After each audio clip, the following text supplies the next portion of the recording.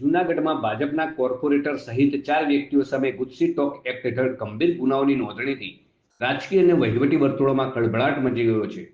પોલીસના જણાવ્યા અનુસાર આ સંગઠિત ગેંગ છેલ્લા 10 વર્ષથી શ્રેણીબદ્ધ ગુનાહિત પ્રવૃત્તિઓમાં સામેલ હતી.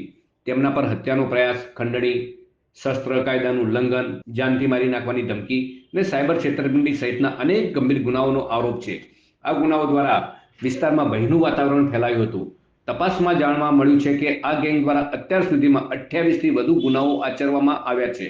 આ કિસ્સામાં વોર્ડ નંબર 3ના ભાજપ કોર્પોરેટર અબ્બાસ કુરેશી, તેના ભાઈ અસલમ કુરેશી અને તેના 2 સહયોગી કરીમ સિદ્દા અને શાહબાજ કુરેશી વિરુદ્ધ ફરિયાદ દાખલ કરવામાં આવી છે. હાલના ભાજપ કોર્પોરેટર સામે ગુજસી ટોક એક્ટ હેઠળ નોંધાયેલા કેસથી શહેરના રાજકારણમાં પણ ભારે ચર્ચા શરૂ થઈ ગઈ છે.